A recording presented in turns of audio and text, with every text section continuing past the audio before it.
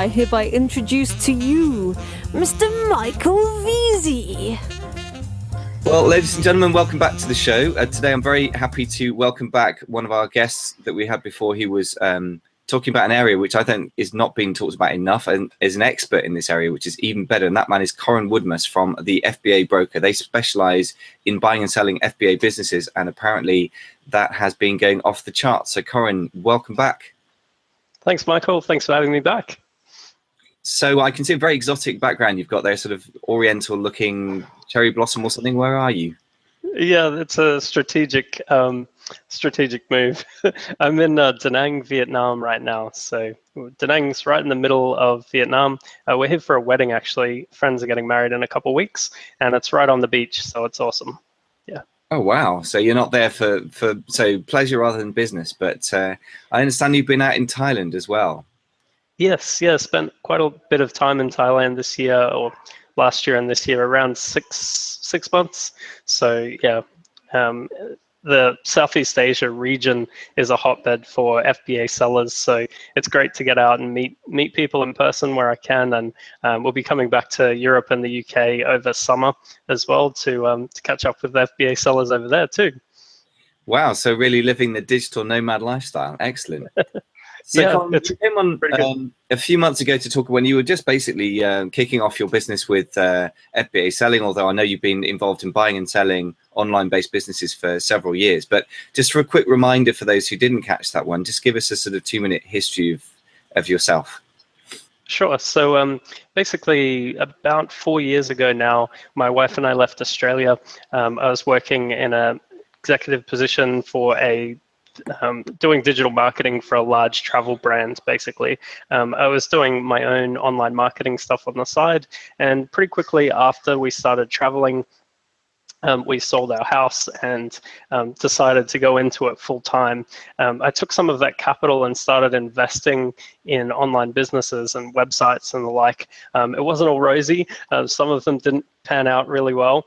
So I learnt by trial and error, basically. So I've been, for the last 4 years, buying and selling online businesses myself. And about 1.5 years now ago, I started as a broker and focusing on helping people buy and sell businesses. And mid last year, about June, just before we spoke the first time, I launched the FBAbroker.com.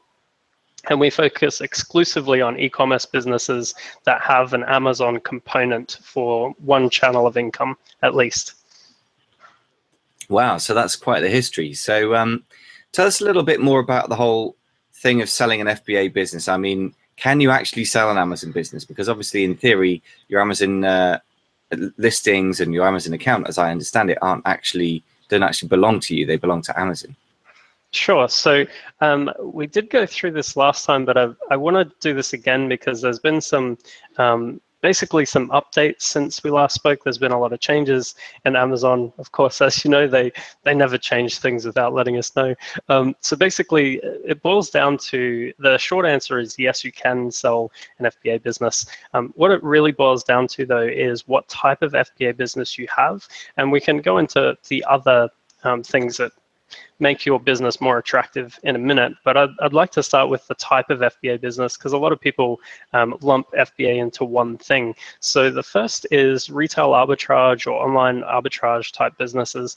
Now, for the most part, this business won't be sellable, and the reason for this is you don't have a specific supply chain. So if you need to go down to the local store and wait for something to be on sale and then see if you can sell it on Amazon, it's not really scalable.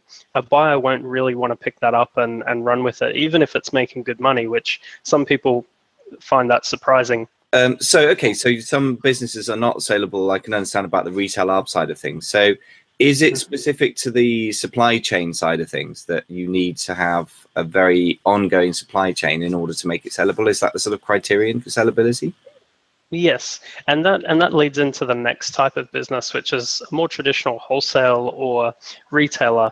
Now, a lot of the businesses that are for sale right now that are commanding really high multiples, part of the reason is they've been doing, say, a traditional online retail business for a long time. Some of them are 5, 10, 15 years or longer in the marketplace right now. And these type of businesses are interesting for buyers. They maybe have a supply chain set up, exclusive contracts of some description, or ability because of the volume to get really large discounts. So if there's some sort of angle, or maybe they're exclusive, they have exclusive agreements to sell on Amazon, that's also interesting. So there are quite a lot of wholesaler and retailer businesses that are for sale.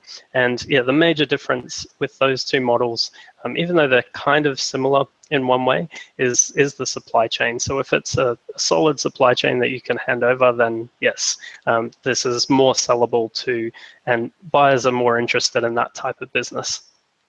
Excellent. So you get economies of scale, exclusivity, and basically a solidly set up supply chain are the main things we're looking for there to make it sellable. Yeah, and history. I mean, some of these, I've got a listing coming out shortly where this business has actually been around, been selling on Amazon for 9 years and been in business for over 14. So they were big on eBay and their own website. And as the landscape changed, the online landscape changed, most of their business is now done through Amazon. And that account, as you can understand, has a very long history. They're ungated in almost every category. That just brings leverage to the business and makes it more attractive for a buyer. Excellent. Okay, so that's the next type of business. Then what about private label, which is where we generally focus on this podcast? Is that something you can sell, or is that not got enough exclusivity about it? Sure. So I am seeing early signs of change in the buyer interest in private label businesses. So when we last spoke, private label was pretty much one blanket label, basically. Now what I'm seeing broken down a little bit further. So buyers are getting a little bit smarter. They see a lot of businesses for sale out there right now, and we'll talk about how many actual listings there are out in the marketplace in a minute. But so basically, buyers will ask me, is there something unique or proprietary or patented, something that's really differentiating this product from the rest of the marketplace? Or is it something like a glass that you've just put a label on?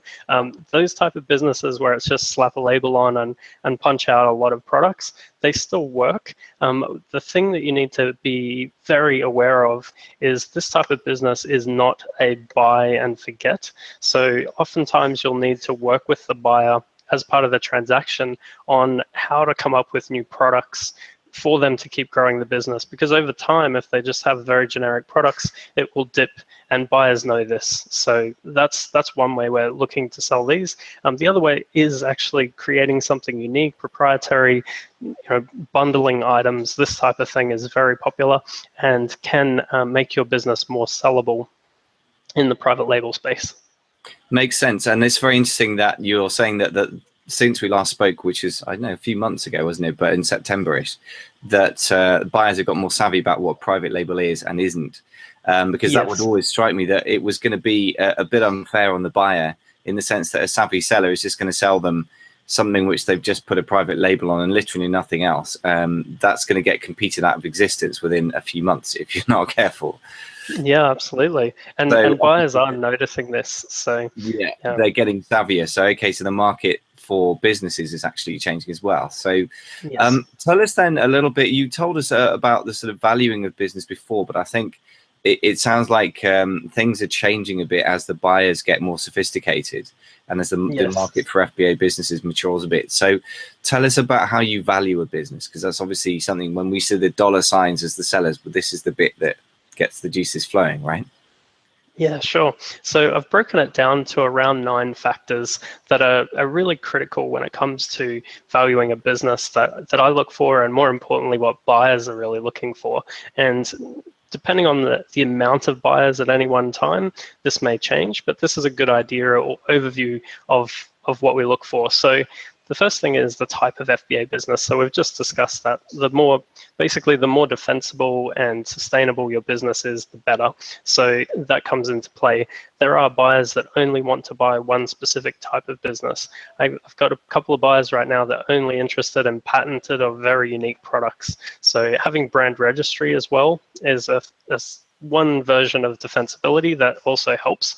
But yeah, some people just want those proprietary or patented type products. So the next thing is, so that's type of business. The next thing is the age. And this one you just can't shortcut. It just needs to be what it is. So the short of it is, the longer the business has been in existence, the longer the history, the more sustainable, or you can see trends year over year instead of month over month. So that helps a buyer see seasonality and gives them more confidence that the business will have a greater likelihood of earning that income over a longer period of time.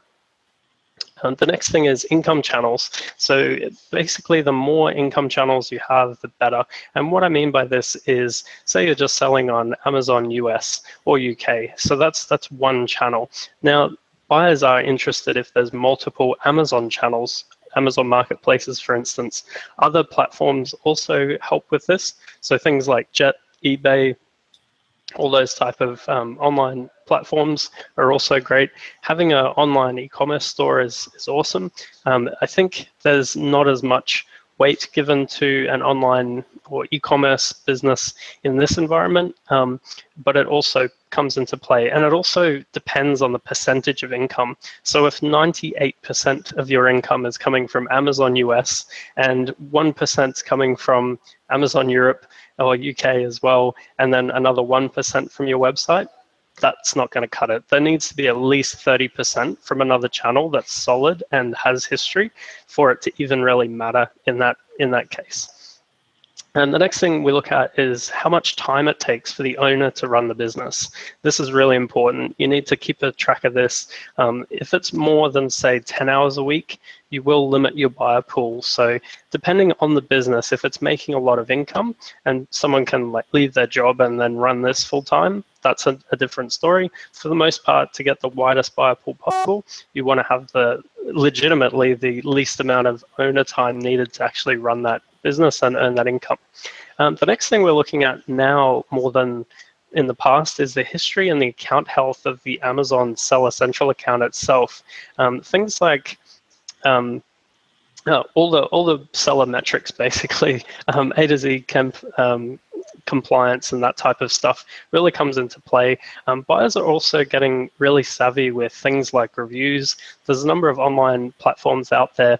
I can't think of the one that buyers keep sending me, that basically auto checks the reviews on your products. And as we all know, we were all promoting through review clubs in the past, which we now can't do. So that actually reduces the quality score of your reviews. So it's really important to build that up as much as you can with legitimate reviews and keep your account in check. Another thing that could increase the value of your business is if you have access to the AMS.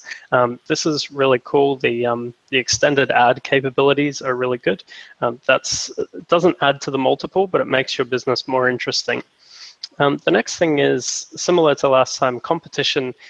Buyers really want to see what type of competitors you have, how sophisticated they are, and how many new competitors are entering the market month over month.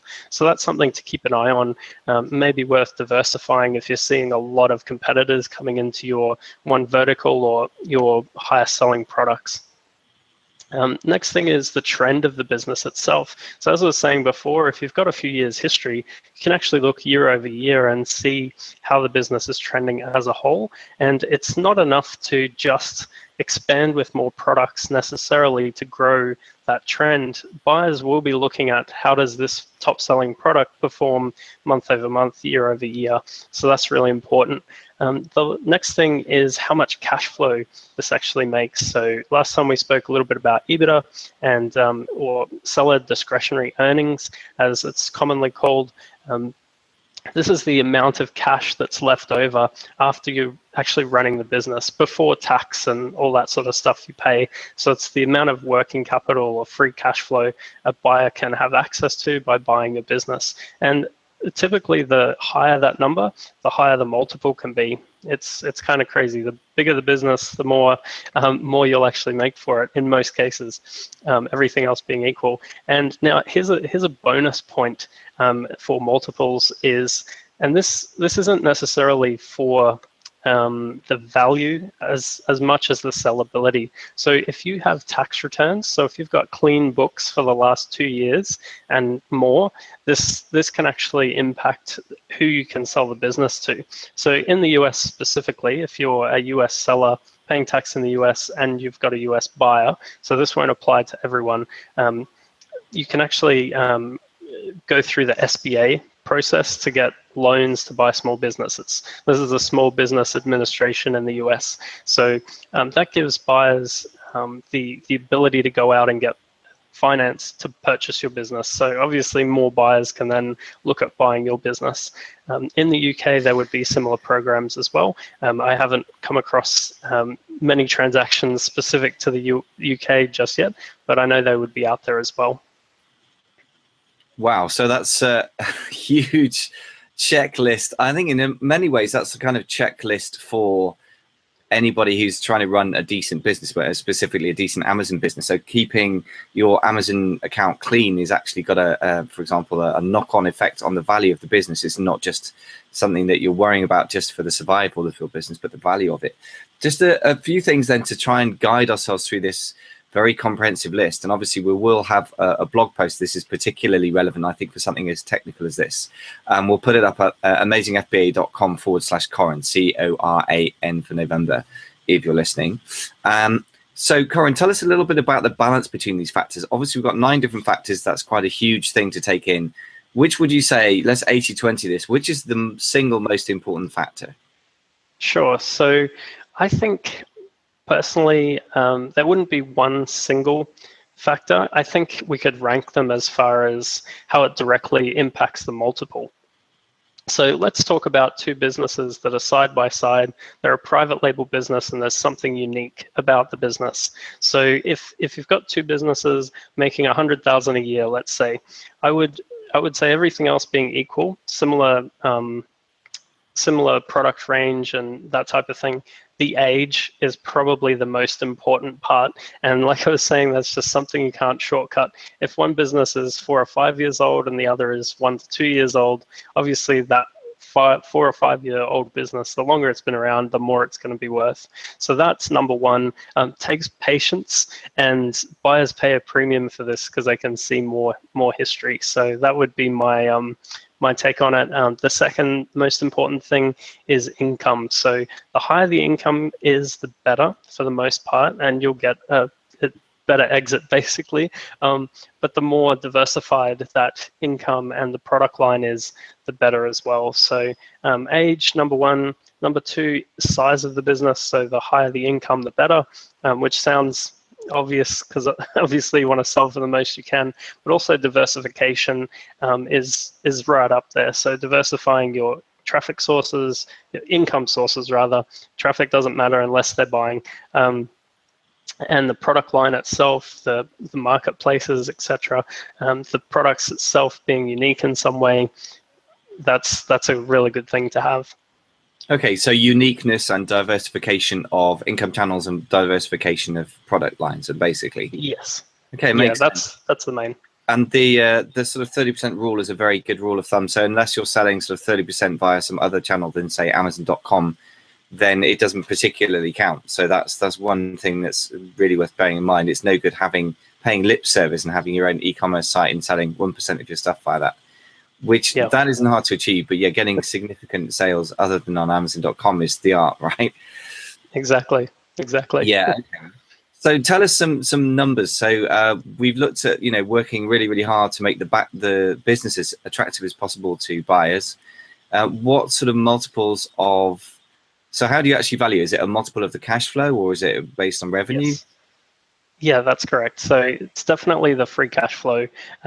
This is called SDE, seller discretionary earnings, EBITDA, depending on where you come from and what you value. But basically, it's the cash left over before you pay taxes. So revenue minus cost of goods sold, any expenses that it costs, any fixed cost or variable costs that it actually costs you to make those sales and run the business. And then anything left over, it would call free cash flow, and that's what the multiple is based off. Okay, and what sort of multiples can we get? This is the question. How Yeah, much money so is it? right now it's fairly big range. It's between 2 and 3 times that cash flow number, and it can be a little bit higher, it can be a little bit less. It really depends on those 9 factors we covered. But if you were to do a multiple of 2 and a multiple of 3 over your cash flow, that would give you a wide but good range of what you could possibly sell for. Yeah, I have to say, recently looking on Empire Flippers, specifically FBA businesses, I noticed that the range was really between 2 and 2.5. So that may reflect the quality of the businesses they have there. But so 3 is really on the high end from the sound of it. Yes, there are some businesses that are commanding, well, they're listed for more, so 3.5 and 4x. I'm not seeing a lot of those businesses move very quick, and if they are selling, we're not sure how much they've sold for, because unfortunately there's no public record of online business sales or even offline business sales, at least in the US. So yeah, that's frustrating, but the report we run each month, we look at the list price and also how long things take to sell. Okay, so tell us a bit about that report, because I know you've been running that again for a few months now. Have you seen any sort of trends in the marketplace for businesses, for specifically Amazon businesses?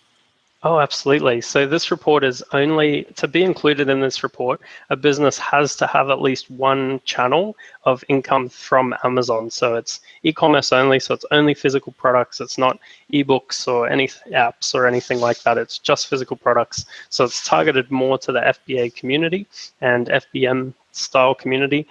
So what we're seeing, the first report I put out was in September last year. We had 109 listings at that time. We just did the latest one in January, and we're in the process of doing the February report. It'll come out in March. For the January report, there was 219 listings. So as you can tell, in a very short space of time, the amount of listings has greatly increased. And what that means is buyers have more options. So it's really important to try and position your business in a way that you can stand out from the crowd. Okay, so how does one do that? It's the key question. So focusing on those 9 points that we just went through, if you can just knock out a couple more points before you look at selling, if you're not primed to sell right now, spend some time on trying to find some diversification of some sort, whether that be in your product line, more marketplaces, more trying out your e-commerce channel, that type of thing. Anything you can do to make the business more attractive. It is harder to do, I'll give you that, but buyers pay for something that's harder to do that they don't have to go and do themselves. Yeah, so basically we sweat up front so that the buyer doesn't have to later down the line. That kind of makes a basic kind of sense, really. So I can't believe I just used the word "one" on a podcast about Amazon, which is quintessentially British. I obviously need to get out to out of the country. So tell me about the situation for people who have businesses that are focusing Amazon.co.uk, or for that matter, .de, which are the 2 big marketplaces outside of America, of course. Sure. Are they in fact viable to sell at all, or do they need a significant component in America? And if so, what sort of percentages? Sure. So it depends on how big the business is. So I had a deal recently where the bulk of the income, this comes into that 30% rule again. So the bulk of the income, it was about 98%, 99% even of the income was from the US, and it was a US buyer. So there was a very small amount of income coming from the UK and Europe. And in that case, the buyer said, look, I'm really not interested in going down that route and potentially opening myself up to a bigger tax liability outside of the US. So he actually overpaid the multiple for the US portion of the business to buy the business as is, and what the seller's doing is running out the inventory in the UK, and once that's done, he'll just shut the account down. So that's one scenario. If the bulk of the income is the US, then it depends on the business and depends on the buyer. So for the most part, most of the buyers right now are in the US. So we need to kind of cater to their tastes and also their cultural differences to the UK and Australia. So what it needs to be is really simple and easy. And one of the simplest and easiest ways to transfer companies that I've come across, and this is what we're looking to do for a number of listings that are coming out shortly with us, is actually transferring the limited company in the UK. So this is very easy to do. Any person in the world basically can become a major shareholder or director of a UK limited company, and then you can start a bank account for that company elsewhere as well. So that's what we're looking to do on a number of these accounts. It also makes transferring the Seller Central account a lot more straightforward, because you're literally taking over that company that owns the Seller Central account. So there are some extra steps of due diligence. If the business has been around a while, there's extra steps a buyer needs to take. But that's what we're seeing as the most straightforward way to transfer the business. There is a secondary option, which is very similar to the US. Say the buyer is a larger Amazon seller, which there's more and more bigger Amazon sellers looking for acquisitions. If they have a Seller Central account in the UK, we can actually transfer listing control across to that account. It takes a little bit longer to do. A typical transfer when you're including a Seller Central account that's very straightforward is about a month. If you need to transfer inventory because it needs to come out of Amazon and back in, it takes double the time. So about 2 months we're seeing on average to transfer that business over. Okay, so that's another option as well. If you have got a UK-based company, first of all, you need to accept that the big market, the vast majority of the market, really, from what you're saying, is American buyers. And the second thing that you can sell, in that case, the entire entity, the entire legal entity, the UK company, right? Yes. And there's also cases where someone may have, say, a Hong Kong company that has the UK base and maybe the US. In that case, we're looking to transfer the Hong Kong company as well. So where there's multiple platforms or UK based, this is one of the better options for transferring. Okay, so that touches on another point which I ought to address, really, which is the difference between what does it mean to sell an FBA business? Are you selling the company, or are you selling the, which you said you would in the case of a UK company? What about if you've got an American Amazon account, you want to sell that? Do you just sell the account ownership in some way or control, or do you sell the whole LLC or whatever it is? Sure, so you can do both. What we prefer to do is an asset sale. So just with the US now, specifically, we prefer to do an asset sale. There is less due diligence required from the buyer, and it's very straightforward to transfer that Seller Central account to another entity. If it's already owned by one entity, it can be transferred very easily. So that's the easiest way to do a US-based transfer. Okay, right. So it's called an asset sale. So basically that's selling everything that the company owns, but not the company. Is that right?